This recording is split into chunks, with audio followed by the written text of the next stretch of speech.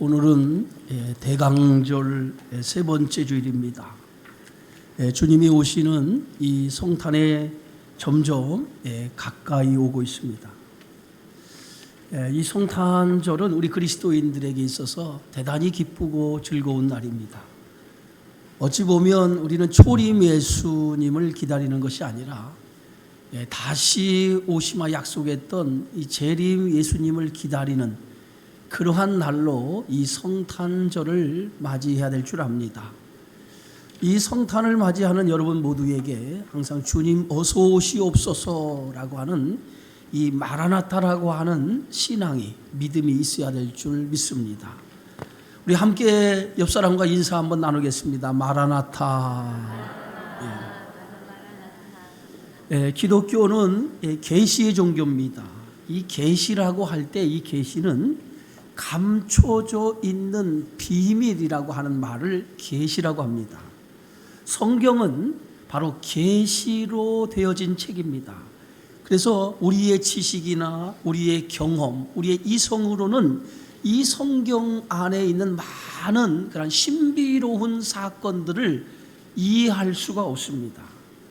누군가 이 감추어진 이 계시의 비밀을 우리에게 알려줘야만이 이 성경 안에 있는 수많은 신비의 사건들을 이해할 수 있고 믿어지게 되어지는 겁니다.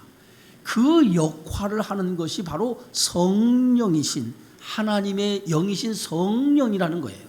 그래서 성령이 우리 안에 들어오게 되어지면 그 성령께서 이 성경 안에 수많은 신비의 사건들을 우리가 우리의 이성이나 우리의 지식으로 믿어지지 못하는 것들을 믿어질 수 있도록, 그것을 믿음으로 받아들일 수 있도록 큰 역할을 하는 것이 성령의 역할이라는 겁니다.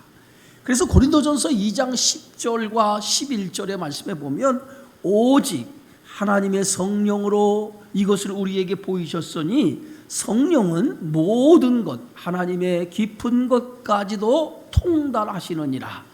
사람의 일을 사람의 속 외에 있는 영 외에 누가 알리요?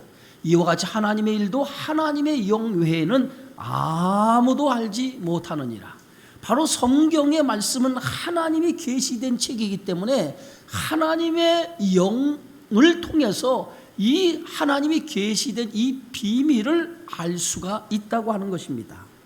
예수 그리스도의 탄생도 마찬가지입니다. 예수 그리스도의 탄생 역시 기독교의 신비 가운데 하나의 사건이죠. 이것을 우리의 이성이나 우리의 지식을 가지고 이 신비로운 그리스도의 탄생을 이해하려고 해서는 안 된다는 거예요. 우리의 지식으로, 우리의 경험으로, 우리의 이성으로는 도무지 이 예수 그리스도의 탄생을 이해할 수 없습니다. 오직 성령이 우리에게 이 계시된 이 비밀을 깨닫게 해주시고 알게 해주시고 믿게 해주셔야만이 이 그리스도의 탄생의 신비를 믿음으로 믿어질 수 있다고 하는 것이죠. 그래서 오늘 본문의 말씀은 예수 그리스도의 탄생에 관한 이야기입니다. 오늘 누가복음 1장 26절 27절에 보니 여섯째 달에 천사 가브리엘이 하나님의 보내심을 받아 갈릴리 나사렛이란 동네에 가서 다윗의 자손 요셉이라 하는 사람과 약혼한 처녀에게 이르니 그 처녀의 이름은 마리아라.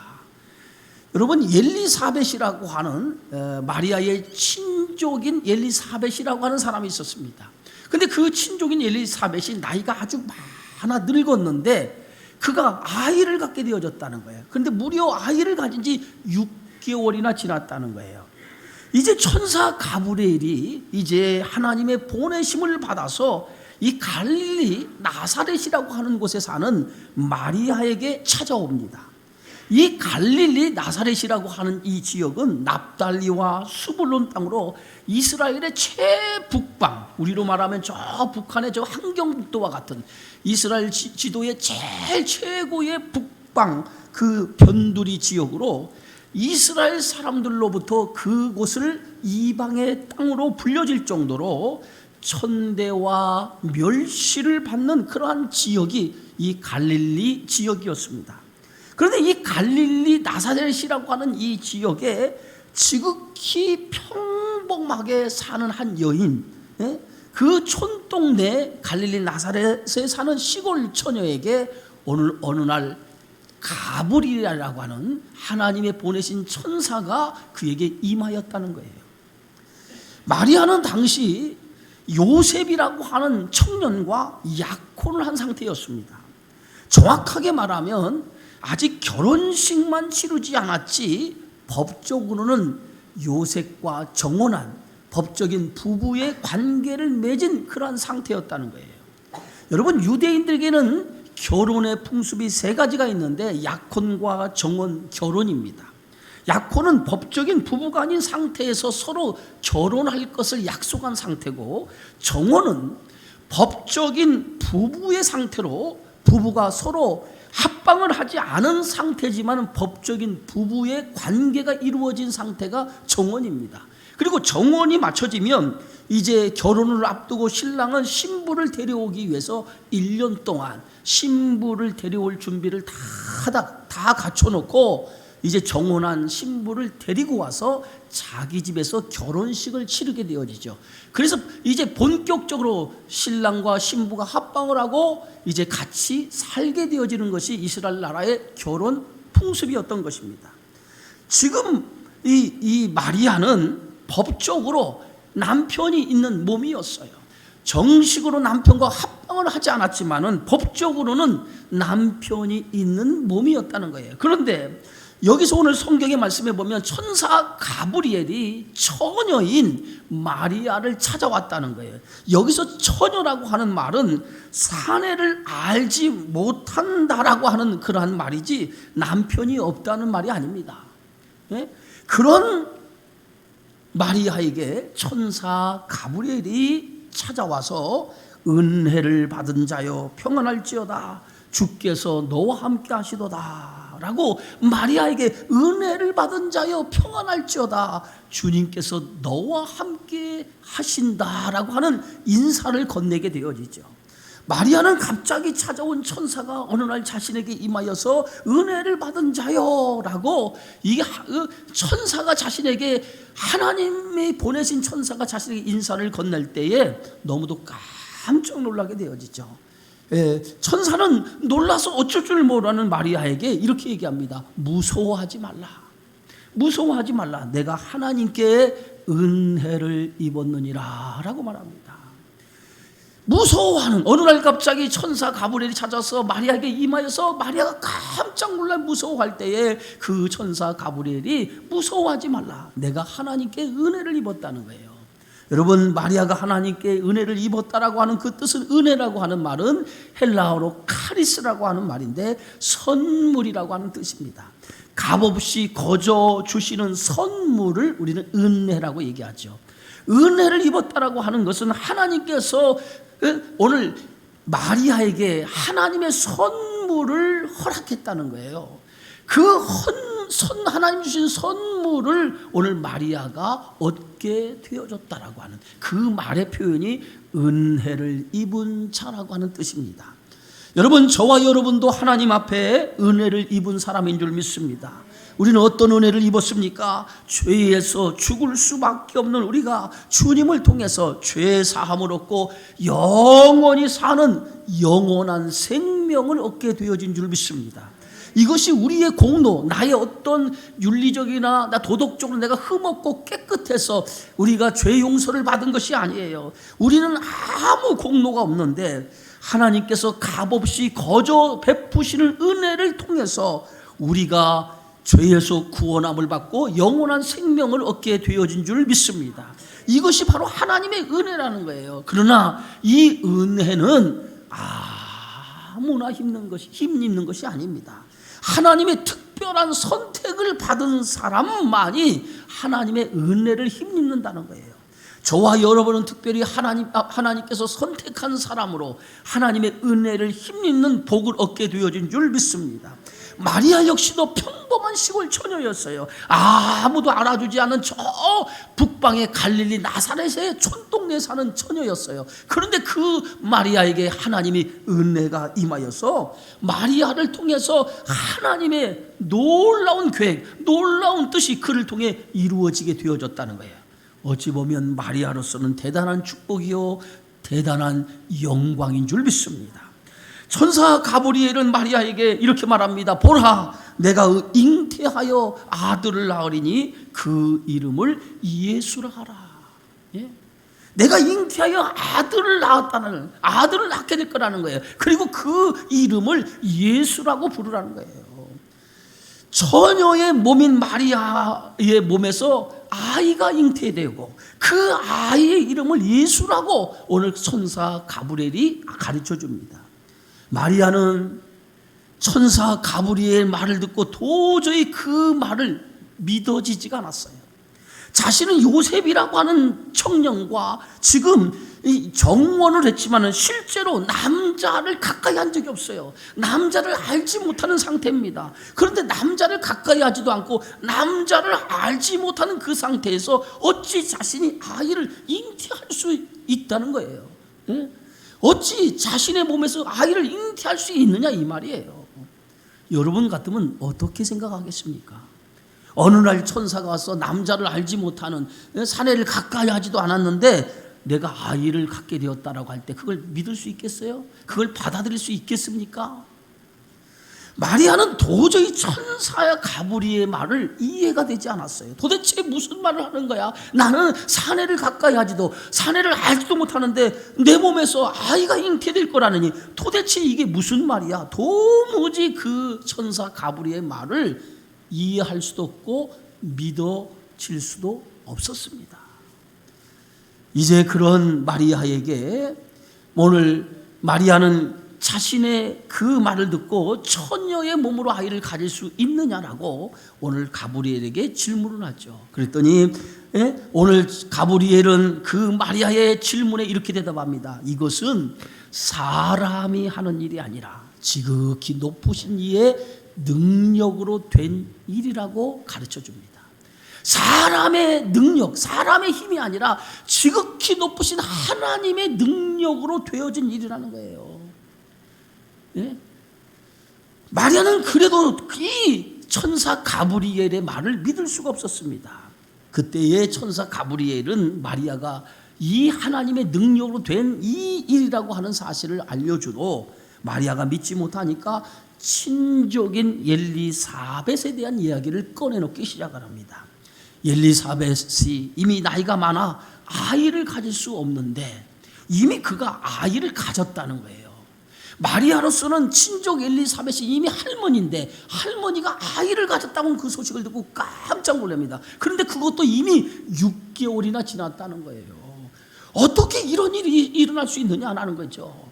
그러나 이 모든 것이 하나님의 능력으로 하신 것이며 하나님의 능하심으로 그 모든 것이 이루어졌다라고 오늘 마리아에게 가르쳐 줍니다.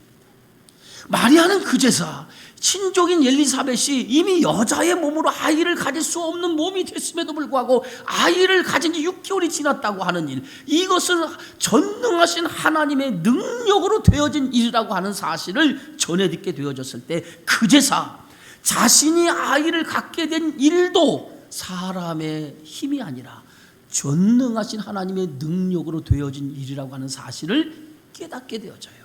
그리고 그것을 믿음으로 받아들여지게 되어진 줄 믿습니다. 마리아는 도저히 자신이 이해할 수 없고 믿어지지 않았지만 이것이 하나님의 뜻이라면, 이것이 하나님의 계획이고 하나님이 하시는 전능하신 능력의 일이라고 한다면 내가 기꺼이 그 하나님의 뜻에 순종하겠습니다 라고 자신의 모든 것을 내려놓고 하나님의 뜻을 받아들이죠. 여러분, 믿음의 사람이란 하나님의 뜻을 이루어가는 사람이에요. 그래서 믿음의 사람의 특징을 보면 하나님의 뜻을 이루기 위해서 자신을 희생하고 헌신하는 것을 보게 되어지죠. 창세기 6장에 보면 하나님께서 노아에게 나타나서 노아에게 당신의 계획과 당신의 뜻을 가르쳐 줍니다. 온 땅이 붕폐하고 포악함이 가득하여서 세상에 물로 심판하시겠다라고 하는 것이 하나님의 계획이고 하나님의 뜻이었어요. 그 계획과 뜻을 노아에게 가르쳐 주시면서 노아에게 고페르 나무를 가지고 방주를 예비하라, 홍수 심판을 대비해서 방주를 예비하라고 노아에게 명령을 내리죠. 노아는 하나님의 말씀을 듣고 그때부터 그 말씀에 순종하기를 시작합니다. 그래서 산 꼭대기에다가 방주를 예비하기를 시작을 해요. 사람들이 노아의 그 행동을 보고 비웃고 조롱합니다. 어찌 방주를 산 꼭대기에 예비하냐고 사람들이 조롱하고 비웃었습니다. 그러나 노아는 사람들의 조롱과 비웃음에도 아랑곳하지 않냐고 묵묵히 방주 만드는 일에만 전념을 하게 되어지죠. 노아에게 하나님의 말씀을 듣고 그 말씀에 순종하는 일이 쉽지 않았어요. 그러나 하나님의 뜻을 이루기 위해서 자신이 하나님의 계획을 자신에게 알려준 그 계획을 알고 그때부터 노아는 자신의 모든 것을 내려놓고 하나님의 말씀 앞에 순종하여서 방주를 예비한 것입니다.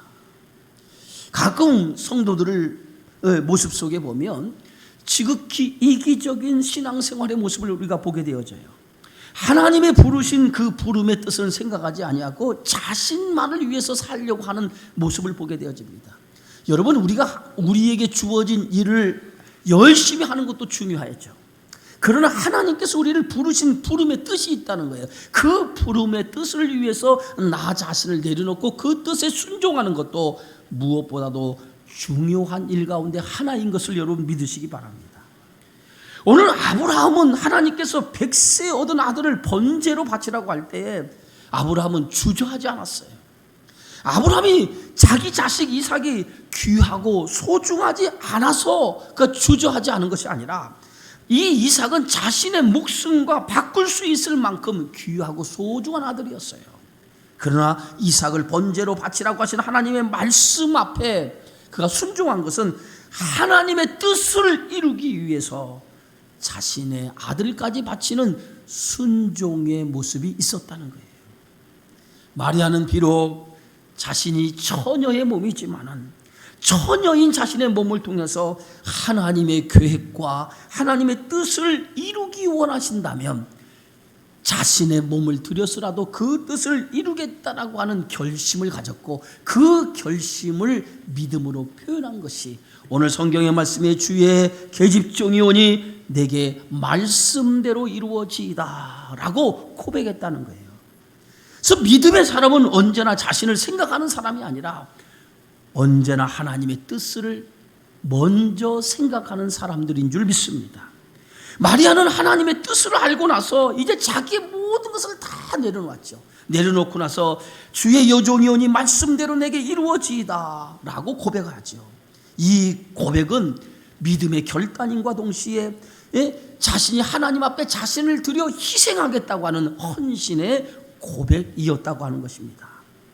여러분, 처녀의 몸으로 아이를 낳는다라고 하는 것은 상상할 수 없는 일이에요. 처녀의 몸으로 아이를 낳는다라고 하는 건 당시 시대적인 상황을 보면은 그 처녀로서 아이를 가졌다라고 하는 것은 모진 고난과 수모와 고통을 감내하겠다라고 하는 의지의 결단의 고백이라고 하는 것이죠. 지금 마리아는 요셉과 정혼의 관계입니다. 이제 정혼 기간이 끝나면 바로 결혼식을 올려야 돼요. 합법적으로는 요셉의 아내인 거예요. 그런데 정혼 기간에 남편이 있는 정혼 기간에 결혼식을 앞두고 남편이 있는 그 정혼 기간에 아이를 가졌다는 것은 상상하지 못할 일이에요. 요셉에게 있어서는 정말 요셉이 받아들일 수 없는 그런 일이었다는 거죠. 여러분, 요즘은 결혼할 때 선물로 아이를 가지고 간다 그래요. 과거에는 상상도 하지 못할 일이에요. 감히 부끄러워서 부도덕해서 말도 못하는 일입니다. 그런데 요즘은 아주 자랑스럽게 얘기하죠. 예? 여러분, 미슈나라고 하는 그 책에 보면 히브리인들은 죄의 정도에 따라서 4가지 사형 방법을 택한다고 해요. 첫 번째, 그 중에서 가장 무거운 사형의 방법은 뭐냐면 그 그 죄를 지은 자를 돌로 쳐서 죽이는 사형 방법이 첫 번째고요. 두 번째 사형 방법은 불로 태워서 화형. 이게 두 번째 사형 방법이라는 거예요. 세 번째 사형 방법은 단두대에 놓고 목을 잘려서 죽이는 방법이 세 번째 사형 방법. 그리고 네 번째는 목을 매달아서 교수형에 매달리는 그 죽이는 사형 방법. 이 네 가지가 가장 흉악한 사형 방법이라고 합니다.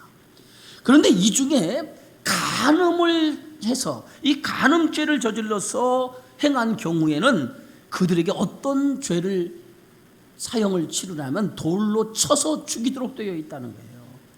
마리아가 이런 남편이 있는 남편이 있는데 그가 아이를 잉태했다라고 하는 것은 간음죄에 해당하는 거죠.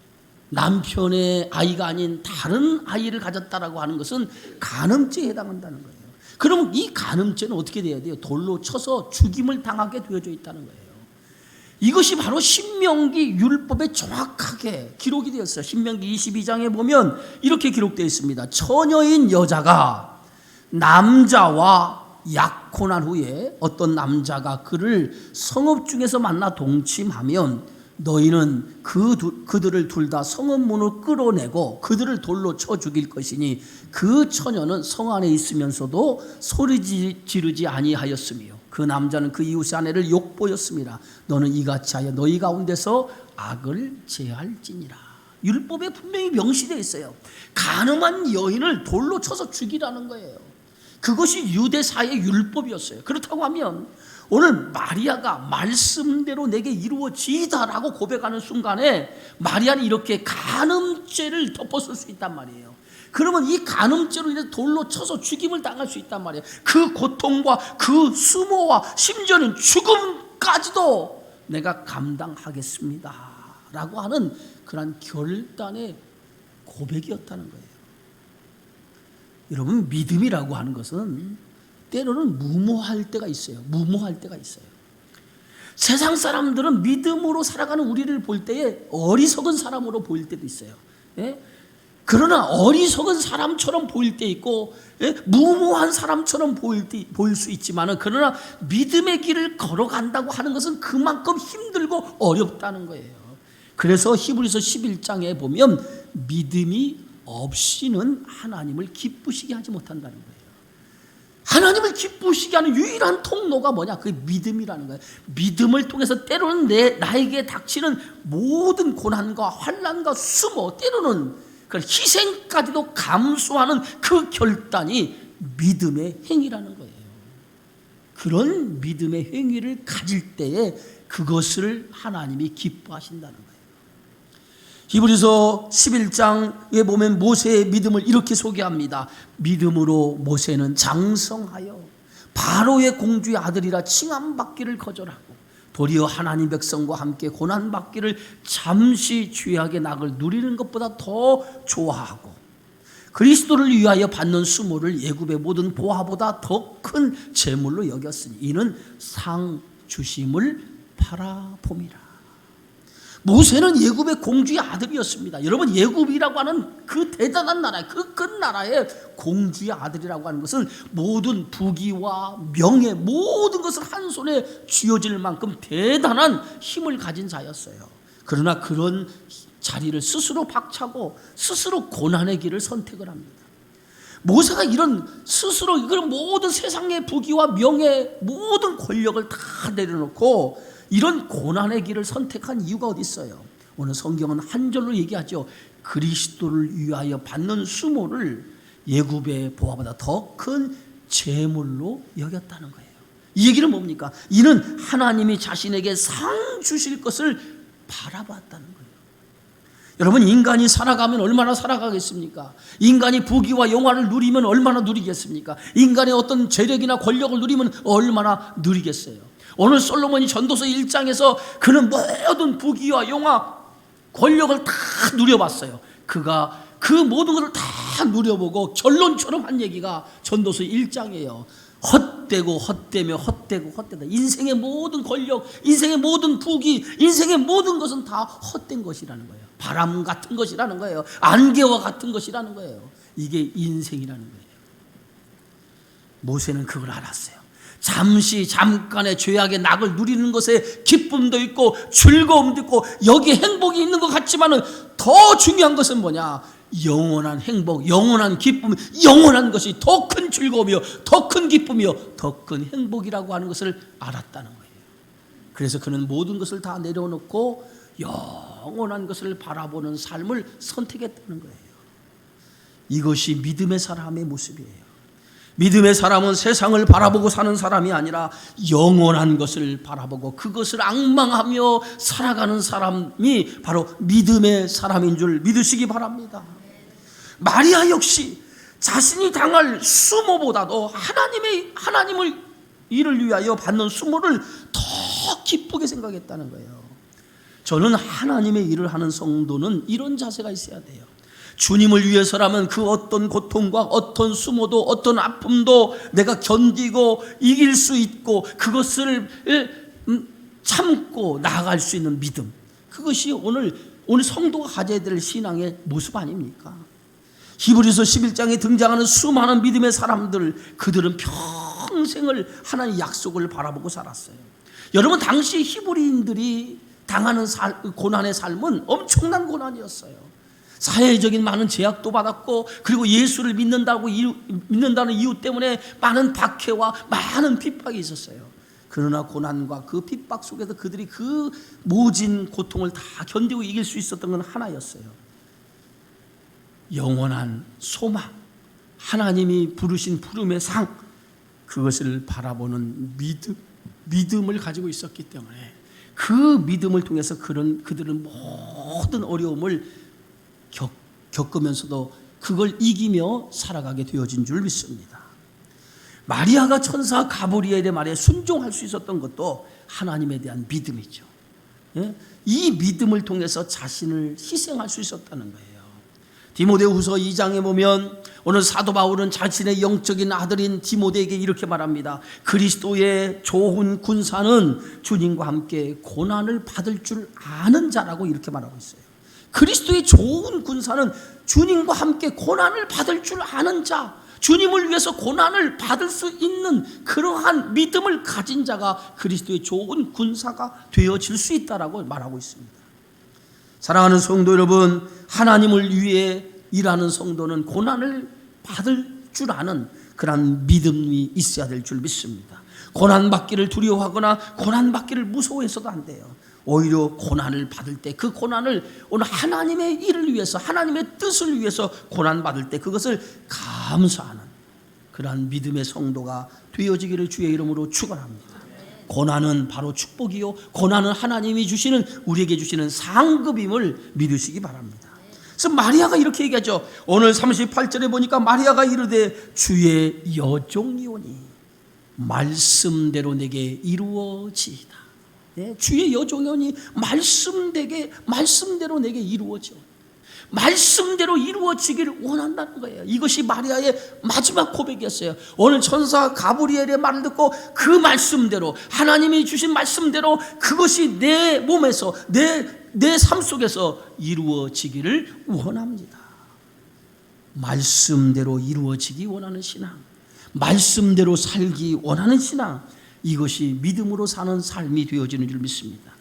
여러분, 하나님의 역사는 시대와 상황은 변해가도 오늘 이 시대 속에서도 하나님께서 말씀대로 이루어지기를 원하는 그러한 믿음의 사람들을 통해서 하나님의 역사는 지금도 이루어가는 줄 믿습니다.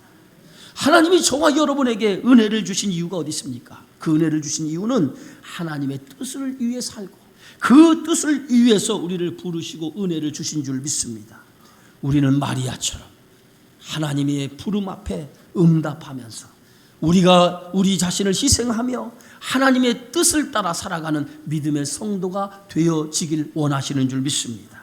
마리아처럼 주의 말씀이 내게 이루어지이다 라고 하는 이 고백이 여러분의 믿음의 고백이 되어지고 이 고백을 통해서 하나님의 뜻을 이루어가는 참된 믿음의 성도가 되어지기를 주의 이름으로 축원합니다.